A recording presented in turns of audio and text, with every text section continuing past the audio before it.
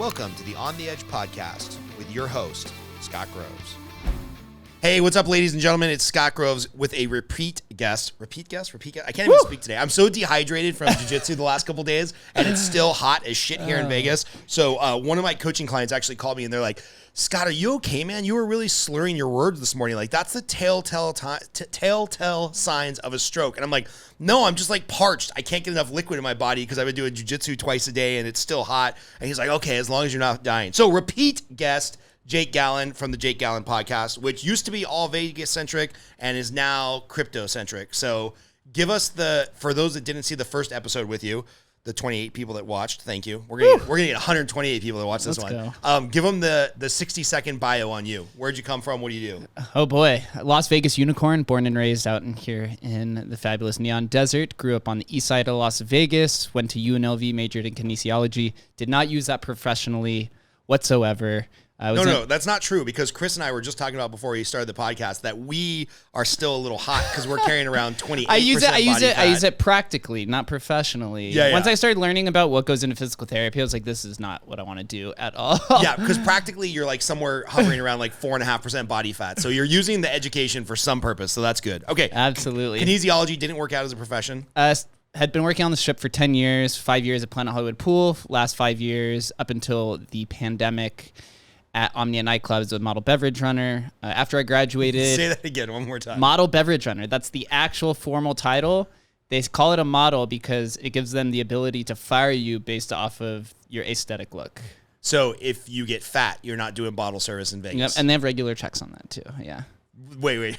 Okay, hold on. So you report for work and... So when I was there, it was about every 6 months, you have to go take photographs, like a group photograph. And the wording was that if you have gained or lost 10 pounds comparative to how you were hired, you could be susceptible to the 90-day warning where you have to get back in shape in 90 days or then they have probable cause to fire you. And since we're unionized, that's written very specifically into the union contract. So you're a union employee who can get fired for gaining weight. Yep, that's why they put model in front of every club position. They even put that in front of the hosts, in front of the managers, in front of all that. Gives them the ability to do so.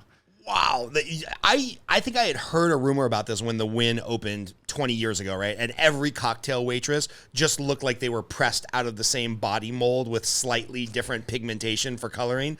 And we used to sit there and be like, there's no way there's this many waitresses who are professional waitresses or cocktail waitresses that look exactly like this. So that makes sense that if the Wynn wrote into the contract, no, you're a model who happens to serve drinks, then they could hire for a certain spectrum of visual appearance. And since then, a lot of bars and lounges and ultra lounges have also adopted a very similar style. You could even take one step forward where some clubs even call it a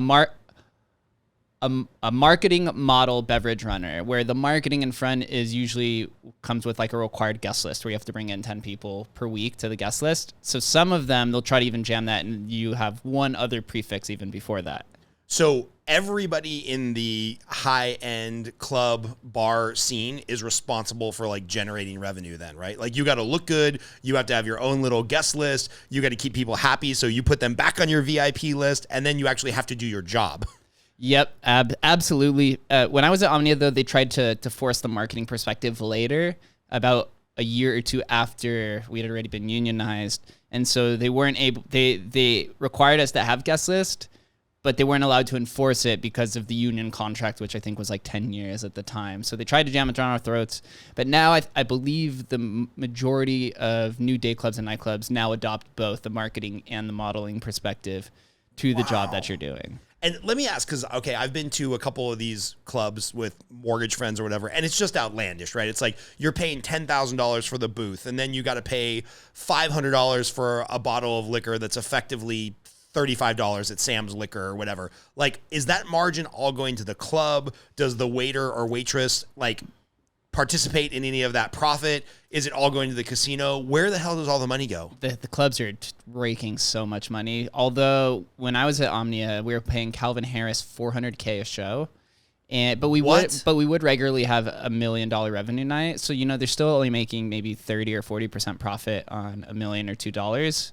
But because wait, let's go back to the DJ. Yes. Calvin Harris, who I enjoy. I like a lot of his mixes. But at the end of the day, he's taking pop music and overlaying like some. Well, he was also the pioneer. He was one of the first DJs to sing, write, and produce his own songs. So he's kind of the one that revolutionized that. Got it. And he brings the big crowds. It's the big pop EDM DJ. I don't think since he left, he hasn't DJ'd on the Strip in a few years. I think since the pandemic when I left, I don't think there's been a contract that was more than his.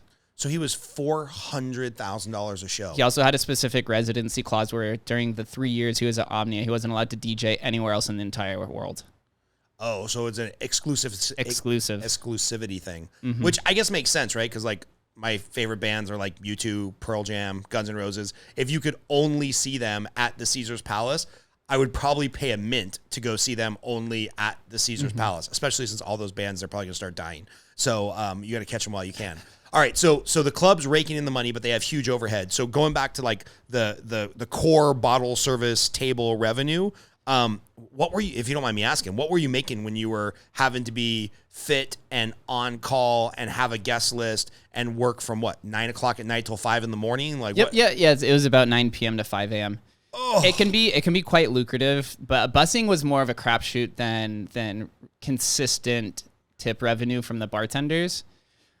The bussers, some days you'll make $50 or $100, and sometimes you could get lucky and hit a few thousand. So it was really just people bussing the tables. Yeah, because you're with the server, right? And the bussers, when I was there, was only getting about a fourth of the tip pool, whereas the servers are making almost 70% of the tip pool. Got it. And it varies from club to club. The management is not allowed to be involved of how the tips are procured and decided upon, and based off of the historical Vegas tradition, the servers are always the one who have set the tip flow. And when we opened up Omnia, from my understanding, the servers were most generous to us of any other nightclub, because they believed in us the most. So I was pretty lucky in that sense. But you could get into every I'll just put it this way, every position in the nightclub that's tipped has potential, and probably a handful of them are making over six figures. So my buddies and I, we go out, we pay $10,000. That goes to the club to sit there to look cool. And then we spend a couple $1,000s on drinks. And then the poor lady who's been working her ass off all night, we're like, oh, she's been working her ass off. We signed this bill for $14,000. We're going to give her a $2,000 tip. She might tip the busser out a couple $100 from the 2,000, the bartender a couple $100, and she'll keep 70% of that $2,000 or something like that. It's all a pooled house, especially when it's unionized. Oh, explain what pooled house is for people. So that it don't means understand. that all of the tips throughout that are gained, whether you're so I guess for the table service, all of the tips that are generated from table service goes into the pool and is split up to how the server set it up, as I mentioned before. Got it. There are some varying implements of this strategy across different nightclubs and day clubs. For example, when I was at Omnia, any guest who handed me directly as a busser cash, I got to keep 100% of those tips. But then anything that was tipped on the line, you get about a fourth of that overall across all of the table services. Got it. But the thing about the clubs, and a lot of people kind of get chastised on this because they don't realize, is that when you go and you have, let's just say, $1,000 minimum, right? You're like, okay, 18% for tip, 8% for tax, and I'm good. But it actually comes out to about 40% because you have a service fee and you have a host fee, and then there's like the entertainment tax, which is like the state fee that they put on the club. So at the end of the day, if you get quoted at we'll say $10,000 table, it's likely you're going to end up paying $14,000 if you don't go just over for the table before you no, buy that's drinks. That's table and tips and everything. Well, you get a beverage minimum, right? Okay. So it's a $10,000 minimum. You have to spend at least $10,000 in alcohol. Yeah. And then you have the tips and all that stuff. But the tips and stuff is what people don't realize, is that it's not just 18%. It ends up being about 40% with all the management fee and host fee and service fee in however way they try to obfuscate it to make it seem like it's not going to the specific person. Right. This is just like when you check into a hotel and it's $199 for the night, but by the time you pay the resort fee and the Wi-Fi fee and the convention fee and it's like all of a sudden it's $342. And I was like, wait, I thought it was $199 a night. I mean, this is classic Vegas, right? Vegas, Ticketmaster is the worst at this. You buy a ticket for $100 and all of a sudden you have to pay $250. It's the same idea. All of these companies, whether they're mostly entertainment, are the worst at this. But even tech companies hide these certain fees in there. Financial companies, it's all there somewhere, and they're just going to try to hide what's actually happening. Ticketmaster is the worst because it's like, well, your ticket delivery fee of $25. Really, it costs $25 to send me an email, right? Or build out the app where I have to show my QR code to get it. That was $25. It's not like you sent it FedEx overnight. I mean, at least like give me a little bit of a reach around and send me like some commemorative tickets, third class mail. Are. Oh God, here we go. Okay, we won't get into that yet. No. We'll get into that shortly. We won't get to it yet. But I heard about that. I heard about NFT Super Bowl tickets. So I want to ask you about that. I'm gonna put a pin on that. All right. So these really attractive waitresses are getting large tips. If somebody hands you cash, you're good. If it goes on the credit card, it gets split up amongst the entire pool of people that are working that night. I'm guessing that's so if all of a sudden some sheik from Dubai walks in, drops 100 G's, and gives a $20,000 tip. It's not like that waitress just won the lotto last night. She's splitting that amongst all of the servers for the evening. So there's kind of a shared interest in everybody doing a great job. Mm-hmm. And that comes down to performance, and it comes down to efficiency for the company. If these people who work in the clubs are extremely catty, it becomes extremely territorial, right? You have the idea of like sex, culture, finance, power. It's kind of all packaged into one night. Yeah. And so if you are now appointing specific bussers and servers to work a section where they get the total profit of that section, you're going to have a lot of issues, and the quality of your product, which is a nightclub, is going to drop massively because everyone sees green in their eyes, and they're going to try to outsize each other and maybe throw each other under the bus so that they can be that person who gets there. Right. Because all of a sudden, the booths closer to the DJ cost 8 times as much as the booths, around the corner. Absolutely. So obviously the waitresses would be killing themselves to try to get the front booth where they know the table minimum's $20,000 opposed to the $2,500 table, right? Absolutely. You would just create a horrible, horrible culture of infighting. And it's already bad as it is. So even when they share tips, there's like this weird pecking order and hierarchy? Yeah, I think it just has to do more with like the power dynamics. And I go speak every semester in my friend Payal Sharma's class, who teaches power dynamics across organizations at UNLV. It's like a 400 level class. I go every semester, and you go on my YouTube channel and see, because I post them specifically about power dynamics in nightclubs and across the strip, and how that works, how the hosts actually are the ones that are really in control. They have more power than the managers. Managers have somewhat kind of operational power over the servers, but the servers are the one generating the revenue, so they actually make the decisions, and then they can also use their sex appeal to get what they want. Right. And then you have the bussers, who are the servers' assistants, who are basically the wheels and the axles and the pulley system of the table service, right? Because we're the ones carrying the buckets and the juice and the ice and attending to the guests and everything else outside of being the salesperson, right? Right. So there's just a whole confluence of power dynamics through it that you don't really understand until you've been there for a little bit. Because I feel like anybody in the chain can make or break the experience. So one of the best nights of my life, of course, other than meeting my wife and having kids, was like 10 of us went to this club. Somebody's, buddy from college was a promoter, so he got us some smoking deal on some opening DJ night. Maybe it was Calvin Harris. I don't know. It was at the Hakkasan, so I don't think it was Calvin Harris. MGM. But MGM, yeah. So it was like some big deal, right? And we're like the first booth. I believe by you the were table. watching Tiesto. Yes, thank you. We were watching Tiesto. He's a good one. He's a good one. Yeah, Chris remembers. So there was like 10 of us there. We were spending too much. We were drinking too much. There was some dude that we gave like $300 to, and he just kept bringing girls to the table to hang out with us. That was awkward. Maybe we could talk about that later. That was probably the busser. Yeah, probably. And then like where we were at, we had a private security guard that took us to a private bathroom behind the stage, like in some kitchen if we needed to use the restroom, versus like having to go, pee with the heathens. It was simultaneously the weirdest, most fun, most debaucherous, most ridiculous experience of my life. And I'm just thinking all the way from the host that set it up to the security guard that checked us in to the private security we had at our table, who this guy looked like a Caucasian version of The Rock. He's maybe the biggest dude I've ever seen. To the two waitresses we had, to the two bosses, like everybody was just instrumental in making that the night of our life. Luckily, there was 10 of us. We spent an absurd amount of money. And I've got some funny stories about that later too. But it's like, it really is a production, right? Like a stage show, because. And they hammer that too, through training, that when we went through training at Omnia, they brought in the host too. So the host would bring to the server, then to the busser, and the timing, and then the manager comes out at the end. So it's definitely something that is a trainable idea of the club. You want to hear something actually crazy? Is that there's a lot of gray areas when it comes to nightclubs because of prostitution and gambling and drug culture and stuff like that. It's actually illegal to have a busser go find girls and bring it to the table, and you can be prosecuted for solicitation of prostitution, because if that girl is a prostitute and you don't know, and now you're getting paid to bring a girl who's a prostitute, it could be considered prostitution. So that was a big no-no. Of course, there's ways around everything, and people would do it.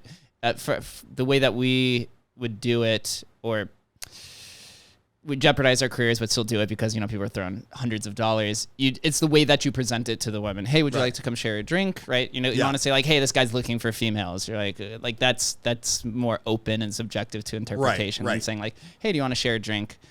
Which for the record, if my children are ever listening to this when they get old, we did not get any hookers that night. They were just college girls that wanted to have a drink. There was nothing shady going on. And nightclubs too have a huge issue with human trafficking, especially once towards the end. I was at Omnia for 5 years, up from when it opened to the pandemic.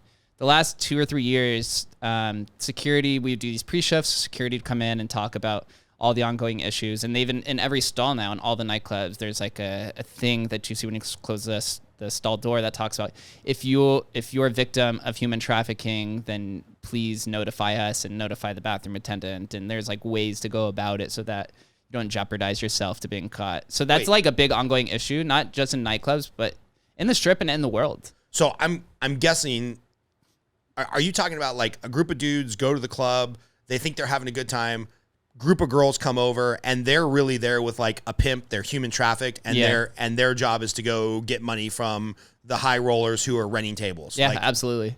Oh my, now it's not even safe to get hit on at a club? Like, I understood that it was unsafe to go hit on other people because you could be called, sexist or whatever, that you're sexually harassing a girl or that you're making an unwanted advance. But now it's not even safe to get hit on because they might be human trafficked? It's definitely a small fraction, but it is ongoing, and that's an issue that the Las Vegas Strip is trying to solve in many different ways. Oh. And it's really unfortunate.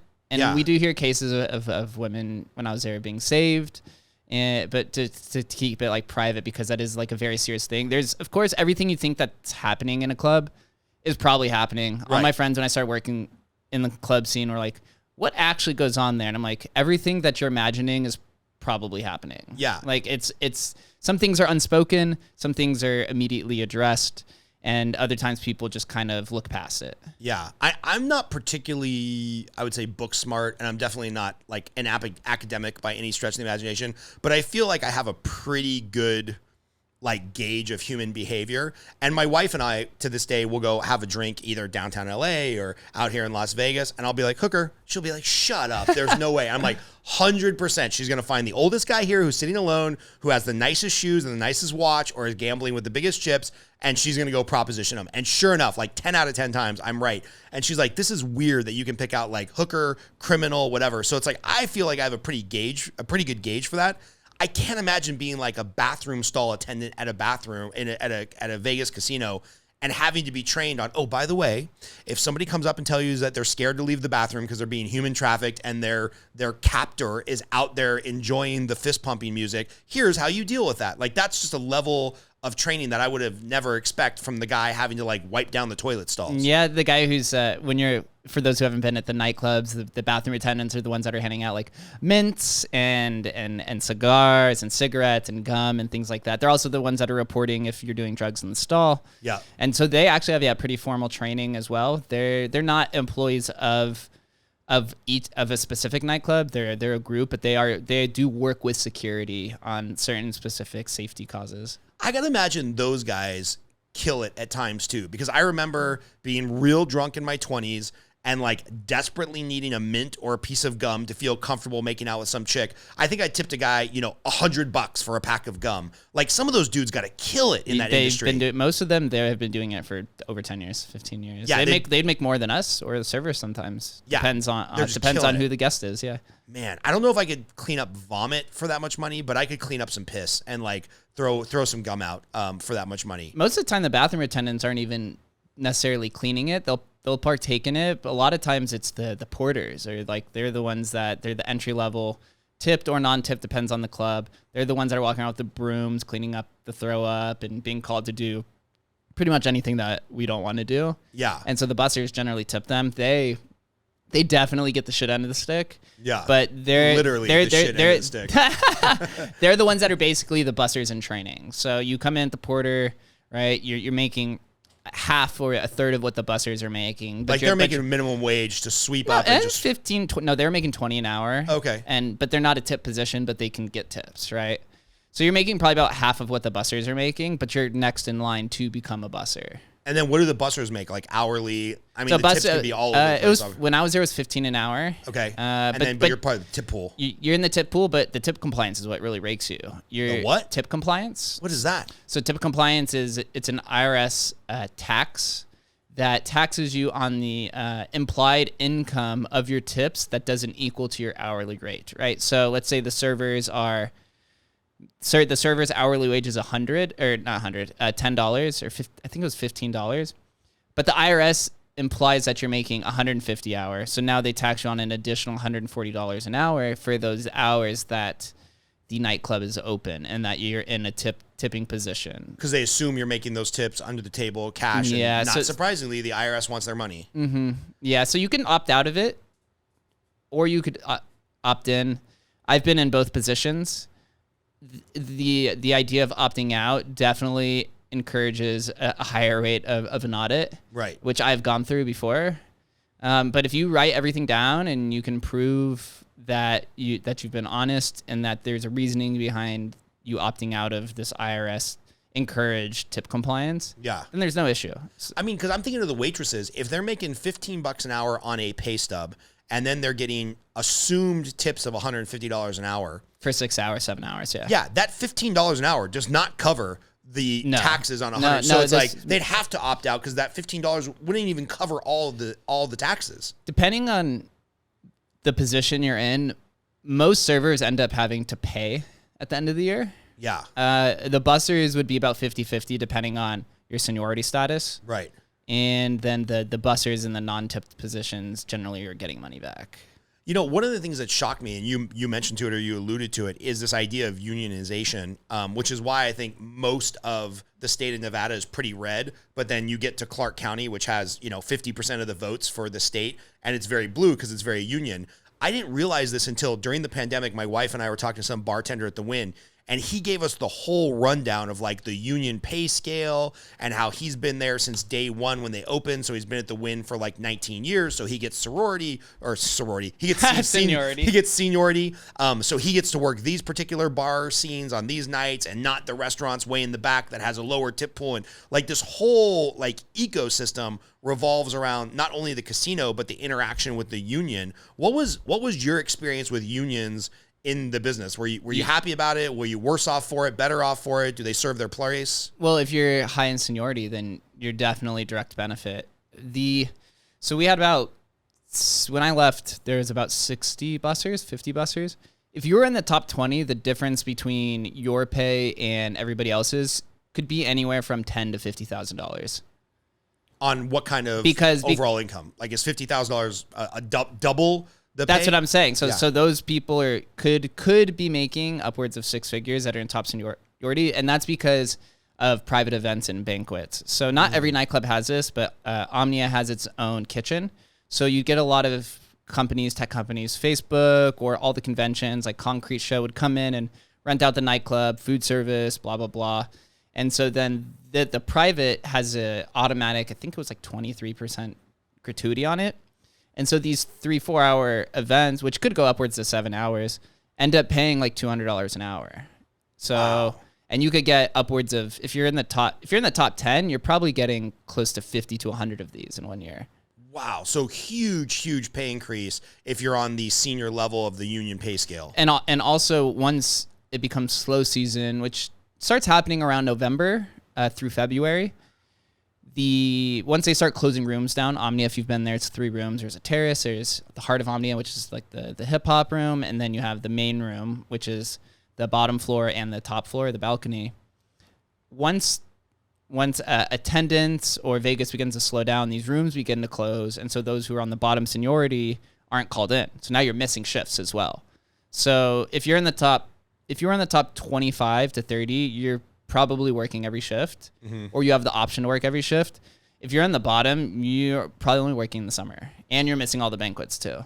And how many nights a week are most of these clubs open during like busy season, slow 3 season? to 4. So every club is Friday, Saturday, and then there's a thing called industry night in the nightclubs where all the nightclubs have agreed that one specific day, Sunday through Thursday, they will be open, and it's called industry night. And it's basically that day for locals, people who work in the nightclubs, the pools, the restaurant industry to come in and get a table for free entry. And it's to help make the club look busy because they realize Sunday through Thursday is the slower days. Right.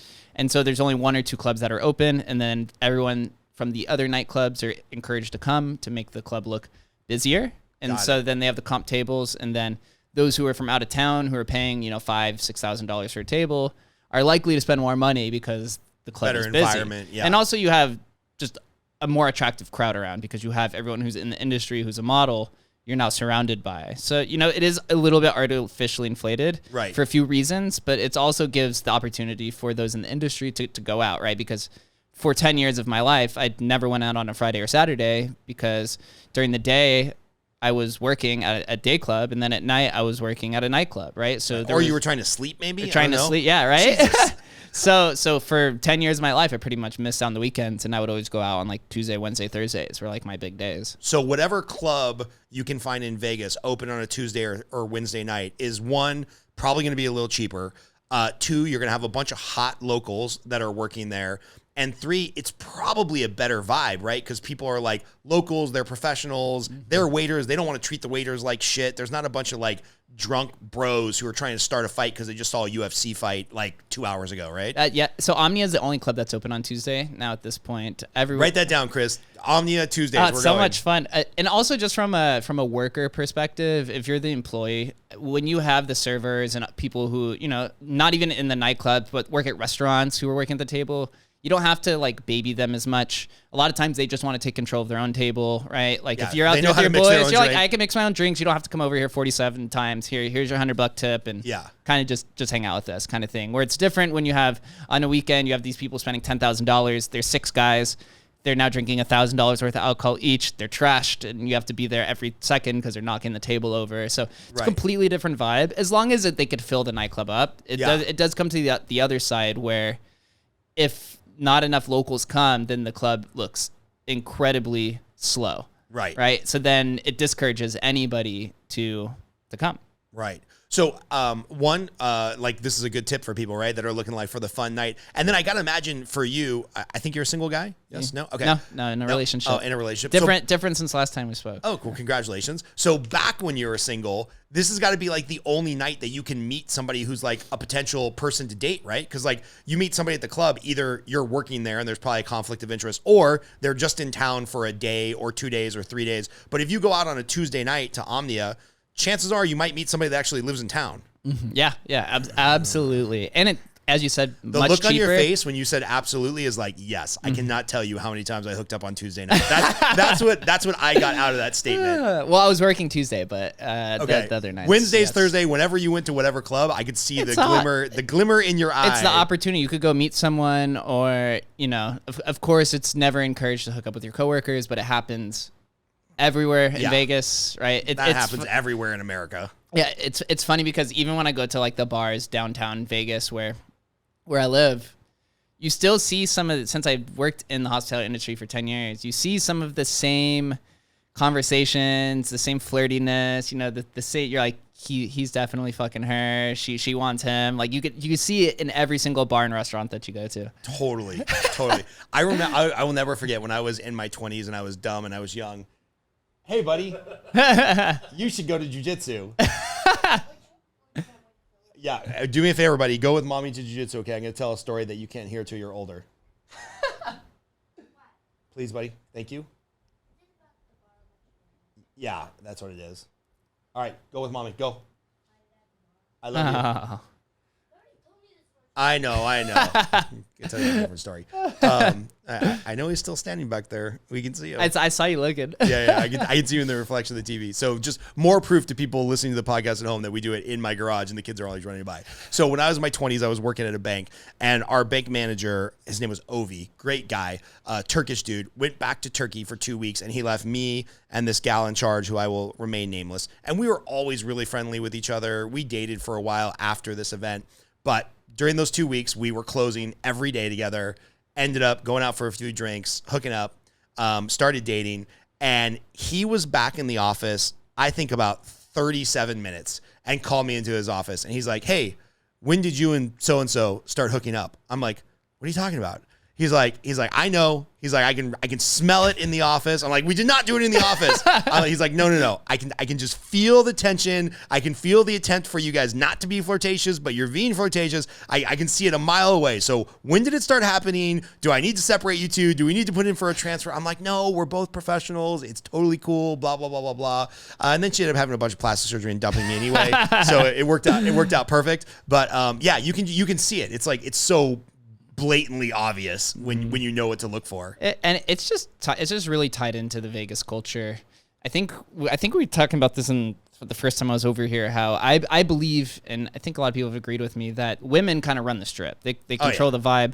It's the majority of the revenue that's made on the strip. You have men who are gambling and betting, but then and you call it the food and beverage, which is just nightclubs and restaurants and stuff. It's based off of the women's sex appeal, right? And if the women disappeared off of the strip, nobody would come, right? No one's going to come to the strip if it's just a bunch of bros betting on football and gambling their life away playing blackjack, right? The sex appeal of the women is like the main driver, in my opinion. And that's just echoed through restaurants, through the nightclubs, through strip clubs, right? Through different sex work, right? That's not just prostitution, right? It's just the whole variety, promo girls, models, things of that nature. And as the strip eventually adopts more technology, you'll see social media influencers, you'll see regular podcasts popping up. Like there's ones at Wynn and there's ones at Circa in downtown.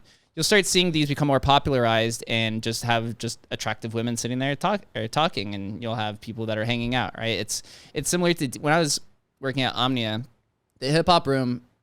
It's not supposed to be called the hip hop room. It's supposed to be called the open format room, but it always just digressed to like hip hop and rap. Right. As it should, by the way. As DJing became more popular, you started seeing these like celebrity Instagram influencers coming in and DJing, or these models where the music's not necessarily spot on, right? It's more just listening to like an iPod on repeat. Right. But the appeal of the attractive woman and her fans coming would fill the room up. It's crazy. And that always tends to be like the final outcome of every industry that's around like food and beverage, entertainment, and hospitality. And so that feels so antiquated to 2022, right? When we're coming, like I can think of the last 5 years, like obviously huge argument and debate over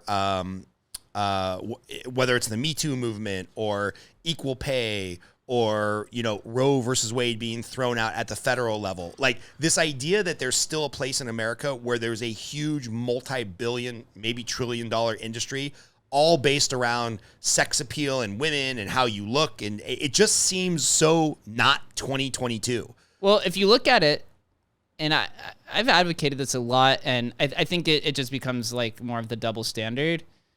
There is a heavy amount of of prejudice against men on the strip, right? The women can pretty much control everybody. You could say there's sexism towards it. Why do the women control my tips? Like, why do they get to have the final say on it, right? If this is every other industry, like women fighting for equal pay, it's kind of the same idea. Right. And it was because of the tradition that was set in the early days of right. it, right? Which is similar to just the normal day economy where the you call it the patriarchy or whatever you want right. was set because men and the kind of the double standard and the like primal aspect of man supposed to be in power positions and feeding the family, that was set. And so they were always the ones who were making all the decisions in politics. And so that became kind of the traditional standard.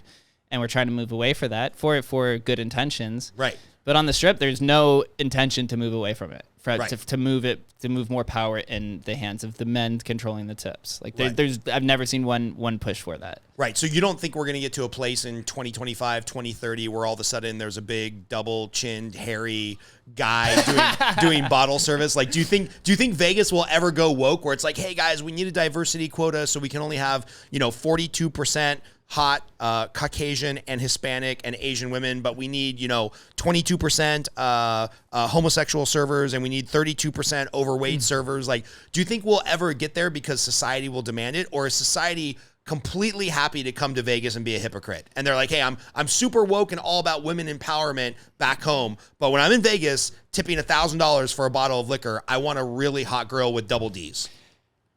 I think it's more of the latter. There will probably be specifically curated clubs over time. And I think that those are also kind of aligned with the specific movements of women rights and gay rights and then trans rights and whatever follows after that. I think right. you'll eventually have these like just specific one-off clubs that'll kind of help assist with that. Yeah. Resorts World will open like the woke club. It's essentially. But just to the degree of Vegas, I realized after 10 years on the strip of a pure party environment 5 days a week or close to that, humanity has a high preference for degeneracy, for partying, for feeling powerful, for social engagement. And they can find that in Vegas to some sort of degree. In the nightclubs, most of the spenders who come in and spend $50K, $100K, they're just men who want to feel powerful for that time, right? Whether most of them don't have a girlfriend or they're bringing clients in who they want to seem powerful because they have attractive women around them, they're popping bottles and this kind of like allure. And I don't think that's going to go away anytime soon.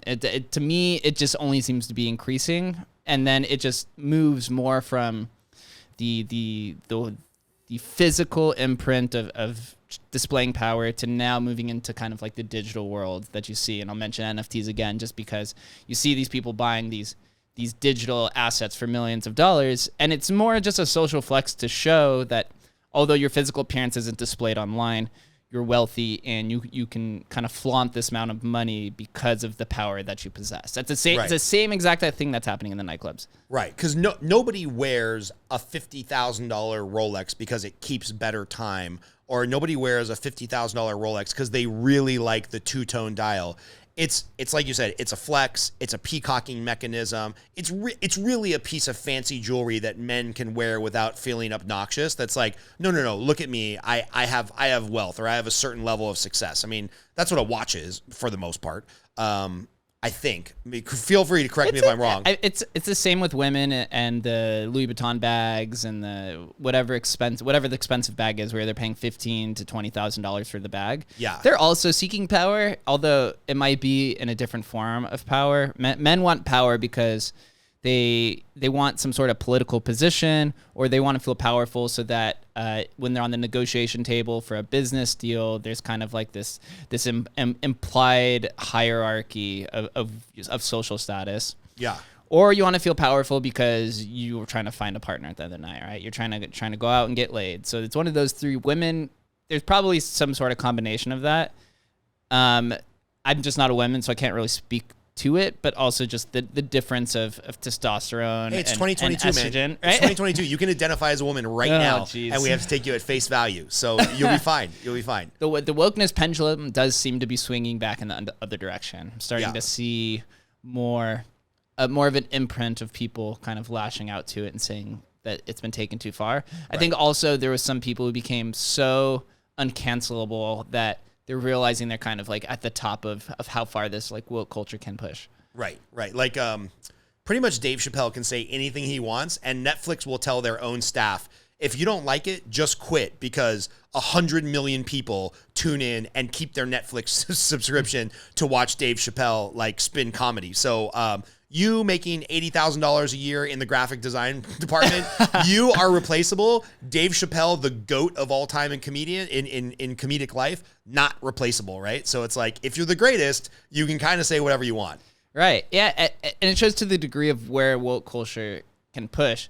Sexual harassment is obviously something that now everybody is more comfortable discussing because of Lady Gaga, and I forget the other ones who were kind of the beginning of that U2 movement, and then the indictment of Harvey Weinstein and showing how powerful people can. But when it comes to like saying words and hurt feelings, it seems like there's pretty much a limitation to how far woke culture can really cancel somebody. You look at, even to the degree Joe Rogan's they've tried to cancel Joe Rogan many times, and even Donald Trump to a degree hasn't been canceled either, right? He's still running around. Yes, he's in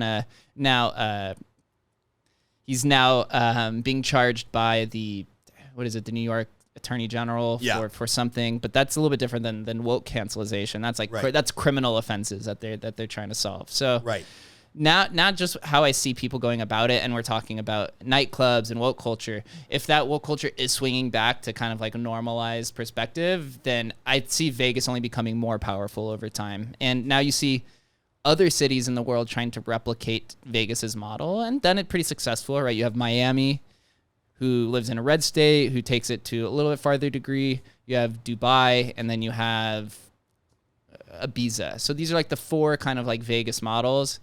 And if these are getting even more legitimacy, then I can't see Vegas and women losing power, only becoming more powerful. Yeah.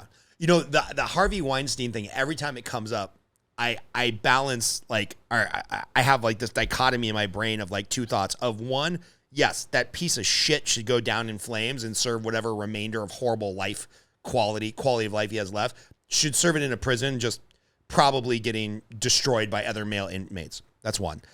On the other side of the coin, it's like, I was born and raised in LA, and anybody with a half a brain by 15 knew what the casting couch was, because you had some hot girl you went to high school with that went to audition for a commercial, and it was, you know, explicitly or implicitly said, oh yeah, you know, you sleep with the director and you get the gig. And so disgusting, should not be tolerated. I'm glad he got indicted and went to jail. And this like clutching of my pearls by all the actors and actresses. We had no idea it was going on. This is so shocking to us. Oh my God, we need to work towards women empowerment in Hollywood. Give me a fucking break, man. This has been part of Hollywood as long as Hollywood's been around. My 16-year-old girlfriend who went for an audition on like a Blink 182 music video knew that was the thing. Like, oh, you want to be in the music video? Great. You just have to sleep with this disgusting showrunner or this, you know, piece of shit music video director. And it's like, the fact that there was any secret about this is just laughable to me.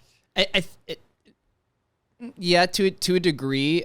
I think everyone was aware, but at the time, the power of social media and an individual having the option to channel their voice through a specific platform didn't really exist. Yeah. So yeah, I kind of have a skewed perspective because I grew up in LA, so it's like we have some personal accounts of this, but I guess everyone outside of it probably perceived it, or could guess it, but there was no real confirmation of it. Yeah. It's the same thing in Vegas of servers sleeping with the managers to get the job or whoever's trying to hire them. Those don't happen as much anymore, I think, because the power of social media, right? Yeah. Because if that happens, they could go to Twitter or Instagram or Snapchat or whatever, Facebook, and say what is happening and immediately get them condemned for their like sexually provocative behavior, right? Right. But now we see the rise of OnlyFans, right? And so now sexuality, a manager can theoretically see this woman naked on OnlyFans and then hire her later if she applies for a job, right? So it's like at what degree, like it's all becoming a little bit blurred, right? Now it's a little bit more of a gray area because now the women are a little bit more open to their sexuality because they can profit off of it. Before they weren't allowed to. Before they would profit because they would have to perform acts instead of doing it under their own discretion, I guess. And Right. and that might not be the exact same kind of situations, but that's kind of where I see it moving. And when I was working in the nightclub, I realized that Vegas was very similar to Hollywood, because these girls that I'd be working with would have 50,000, 100,000 followers. You know, they'd hang out with the powerful people who come in. They'd go out and hang out. They have all these different crazy stories. And I'm like, I know this isn't to the degree of where Hollywood is, because it's been around for a while, but it feels obviously close that that's where Vegas is moving to, becoming the capital of partying. And these dudes are coming in and spending $50,000, $100,000 specifically to share that table with that girl, maybe to hopefully hang out with her and build a relationship, business or romance or whatever outside of it. And they can do it in a handful of different ways, and just kind of exert their power even more through things like OnlyFans or social media, and not have to perform sexual acts, but they could still show full nude photos and make money off of it, and then still go about their day, right? So do you think, because you mentioned that, like, basically the women that are in power, either because they're in a position of like client facing, receiving tips, kind of attracting the clientele, plus the power of, if they get pissed off at the club, cool, I'll just go open an OnlyFans with my 100,000 followers and probably make more money than doing bottle service, plus the fact that they're unionized. And again, you're not a woman, you can't speak directly to this, but I know that you were around this scene for 10 years. Do you feel like the women in that industry feel pretty empowered, or do they feel stuck? Or I'm just trying to think, like on whole, if you're working as a cocktail waitress in Vegas versus a cocktail waitress at some dive bar in middle America, I have to imagine the Vegas person, although they probably have to deal with more bullshit, probably feels more empowered or safer. I don't know exactly what I'm trying to say here, but I'm just like, are they better off here in Vegas because they have more opportunity? Yeah, absolutely. Of course, there's always going to be exceptions. Right. There's always douchebag managers that are trying to pull a move or something. And there's always outliers of women and men who work in the industry who have self-confidence issues, and you could still be making 100,000 and not feel confident and want something on the other side. The industry is known as the golden handcuffs because a lot of people are actually very miserable inside of it. I think a lot of that has to do with graveyard shift and some of the bullshit that you put up with. Yeah. But you're making so much money that you feel trapped, but you're making so much money that you stay. It's called like the golden handcuffs. But speaking of women empowerment, when I applied at Omnia, they were hiring 80 women and 80 bussers. There was 5,000 women who applied from all across the world, who flew down for 80 positions, and for bussers it was about 2,000. So you could see the degree of... Wait, 2,000 men showed up to apply for 80 busboy modeling jobs? Yeah, and 5,000 servers applied. Wow. And now if you go follow the day club auditions every year, they probably are getting even more than that. Nowadays, they literally have to do 2 weeks of auditions now because of how many people apply for this. It's just like it's almost like a world known or even a domestic known position that you could come and you can live in LA, you could fly down and work at White Republic 3 days a week, make $5,000-$6,000, and then fly back home and do this for an entire summer. Like, so you get a lot of people outside of Las Vegas coming to apply for these positions. It's working as a server in the nightclubs and day clubs is probably the most prestigious serving gig that you could get in the world. Honestly, there's probably a handful of outliers in specific clubs in certain areas like Dubai and stuff, but it's very, very lucrative, and they know that they have power. They're very aware of it. But there's always going to be somebody more powerful that you're chasing power for. So that's where it becomes that hierarchy right there. They're powerful, but then the hosts are the ones who actually have the power because they're the ones who bring in the table service. So if you're nice to the host, then he'll bring the right person to your table who then, so there's always going to be a dynamic to it. But a lot of the women are really empowered, and it's really awesome to see. It's just as long as they don't get caught up in the lifestyle. It's really like this fictitious reality, which everyone always makes fun of, where people get inflated egos. This could be a server, a busser, the manager, the bartenders. You think you're this hot shit, but then once you leave the strip and you're walking around, no one knows who the fuck you are. Yes, people may think that you're attractive, right? But the position of serving drinks at a nightclub in the real world, most people don't care or they're very Right. envious of you. Yeah, I mean, you're a big deal in that ecosystem. And by the way, I don't begrudge anybody who can deliver drinks and make 6 figures a year. That's amazing.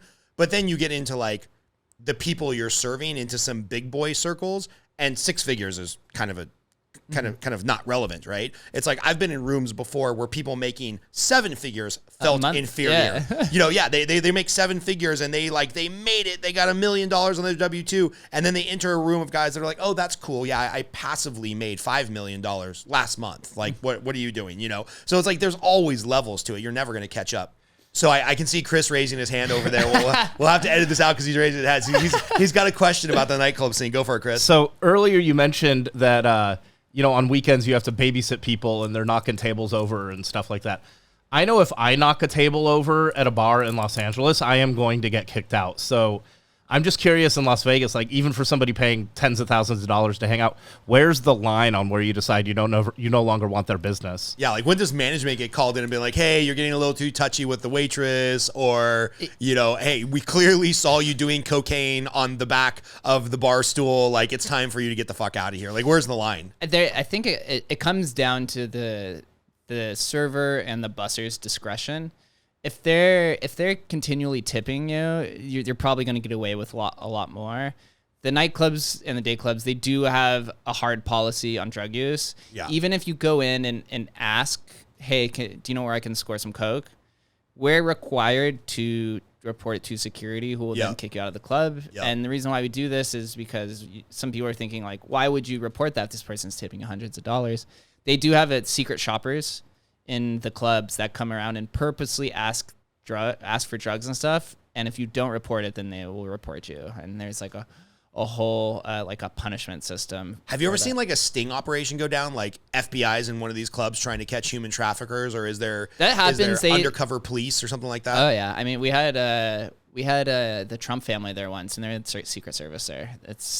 There's FBI people, there's undercovers, you don't really know. You can tell it sometimes. You see like the invisible like ear, the wire going into their ear.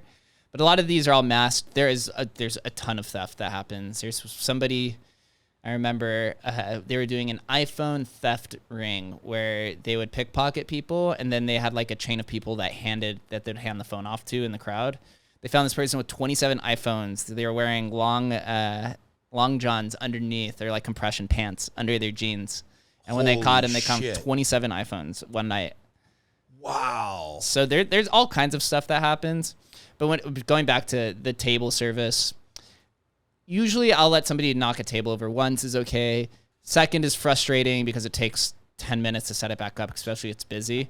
But if they're continually drunk, then you'll either single the person out and then tell security. Yeah. And you also, as a busser, you'll have to talk with the server, make sure it's generally never the head of the table.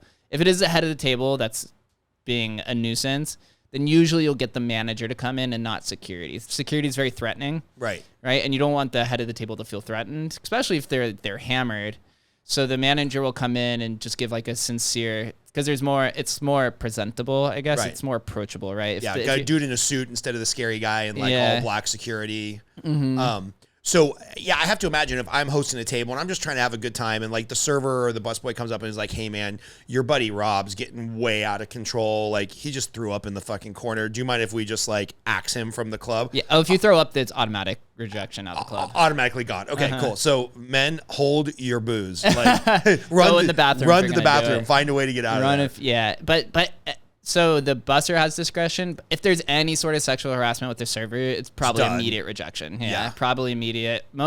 Some servers will put up with a lot of shit, but still to the degree if they feel violated, they get hands full of ass all the time, and most of them will put up with it. But there's also comes down to a personal standpoint, right? Of course. And I guess like how far did your hand go in, and like what how did you look? What was the intention? Right. There's a lot more that goes into that.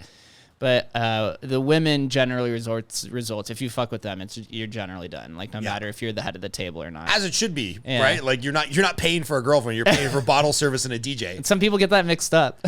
A lot of people get that mixed up. I've just never understood that because I guess growing up coming to Vegas all the time, if you live in LA, Vegas is like your weekend spot, right? And like I grew up coming here as a kid because my uncle lived here. Then as soon as you turn 21, you're up here all the time. And then I made the mistake of like befriending a bunch of professional poker players. So we were up here all the time. And I never conflated the two of like, well, yeah, if you look around, there's a lot of prostitutes, and if I'm paying for sex in my 20s, like how pathetic am I? So I didn't do it. But it's like I never conflated, oh, there's a prostitute looking for work, this waitress is hot, I should be able to touch the waitress however I want. I'm like, that just never crossed over in my mind. But I imagine you get a bunch of guys that are here once every 5 years for like their Super Bowl, and they're drunk, they probably feel entitled to a whole lot of stuff. Yeah, the bachelor parties are generally the more reckless ones. Yeah. Most people are pretty respectable. I would say maybe 1 out of 5 tables that you get is probably going to be a disaster. And you can usually sense it pretty easily. Right. And also how approachable the head of the table is. You always, as a busser, when the head of the table walks in after the server's done talking to him, you want to kind of just get to know them, familiarize yourself. What are you doing here? You can go with the standard, like, hey, what brings you here? Or every busser kind of has like their own like signature introductory kind of like method to all right, what was yours, open up man? the guest. Give it to us. What was your? I was kind of always different. I tried to not lead with like what brings you to Vegas because to me it felt very standard. So I would kind of try to lead with something that was like within the immediate vicinity, something that was going on, or like if I noticed any sort of similarities, right? Maybe they have like a Broncos watch on, so you can lead with Denver. So there's a handful of variety of ways to go about it. The alcohol they order, right? You could joke with, do they look friendly? You could call them a pussy for getting vodka, right? There's like all kinds of different ways to go about it. For me too, as being a Jewish person, Jewish star was always like the easiest way to connect with somebody. Oh, so if somebody's got a Jewish star on, you're like in. And yeah, it's pretty easy. It's just like a tribe thing, right? You're Jewish, I'm Jewish, we should be friends kind of idea. Chosen people. So I tried to always remove the kind of like, to me saying like, hey, what brings you here or what's your profession is similar to like when my parents talk about the weather or traffic. Right. How are the Dodgers doing? Yeah. I don't know. Like, you don't have ESPN? Like those are the most mundane. And if you're a busser, first you want to settle the tensions, right? When they first walk in, especially if they come in at 12 o'clock, there's a lot of lights. There's a lot of people. You don't know what they were doing beforehand. Were at the Wet Republic beforehand? Do they all look sloshed? Yeah. So as a busser, I always kind of called ourselves like the therapist. We had to ease the tensions of the server. We had to familiarize ourselves with the head of the table. We had to observe and watch the rest of the party to see if anything out of the ordinary is happening. And then we still had to manage the table along the whole time. So it was like we kind of did everything. The server is just salesperson, right? Right. They definitely communicate with the rest of the party, but their focus is the head of the table, and whatever their sales tactics are at the time. Busser is kind of like one thing that would be the worst is not every busser and server gets along with each other for different reasons. So when you get paired up with a server that you don't necessarily agree with, or you have differences in whatever, you just like knew already, like, this is going to be a bad night. This is going to be a bad night. So there's so many dynamics that go within the nightclub that the guest is not aware of at all. And it could almost be forecasted immediately before they even show up based off of a pairing of a busser and a server that don't like each other. So the first thing I do when I get a table, I need to call over the busser and server and be like, are you guys best friends? Please tell me you're best friends, because that's going to be a better event, right? 100% would be the best way. Cool. So I want to move on to like digital NFT, stuff like that, crypto, but we have to end with one story. Like, what's one of the craziest things you saw in your 10 years of table bussing, whether it was a 400-pound picking up on the most beautiful woman you've ever seen, or bar fights, or like, what's a crazy story that like really sticks out in the mind? So there, this question comes up a lot, and within nightclubs, a lot of it's very standardized, so you don't see too many things out of the ordinary. It's always like what the guest tells you they were doing is always like the crazy things. Yes, you see fights. Yes, you see people trying to tie up sex. All right, you see weird dancing. You have regulars who come in and just act belligerent and crazy. The craziest thing that I saw, and I don't remember if I've told this on the podcast before, but I use this because I still haven't found anything that topped it in my experience. There was a guy who had a dance floor table, and he was standing at the top top area, the top platform of the table, and behind the dance floor table is another table. And this guy's dancing, and he falls backwards. And then all of a sudden, we see everyone freaking out. And we go over and look, and I only saw him fall. And so that kind of happens a lot if you let security kind of walk away. And then I go to the back of the house, and you see this like trail of like brown and red kind of like fluid. And you're like, what the heck? And everyone keeps talking. Apparently this guy fell back, and the top of a Magnum Grey Goose bottle, you know how it's curved and then there's that long point. Yeah. It penetrated him through his pants and went up his butt. No. Yeah. Yep. No. And so yeah, he had to be rushed to the hospital. Oh. That's that's one of the craziest things that I've seen, just because I've never heard of that ever happening to anybody else. Oh. Now, when that happens, do you have to pay for the next Grey Goose? Or I would assume that the nightclub comped the bottle to the other people. Yeah. That would really ruin your night. You're just sitting there raving, enjoying yourself. Maybe you have your wife or your girlfriend with you, and all of a sudden your Magnum bottle of vodka is just up some dude's ass, and not in a voluntary method. That's like just that. Okay, that tops off like hour one of the podcast, and that's a horrific way to end it. So thank you. Oh boy. We had to do an outro music over it because it was so horrific. So. join us next week for the second half of this podcast.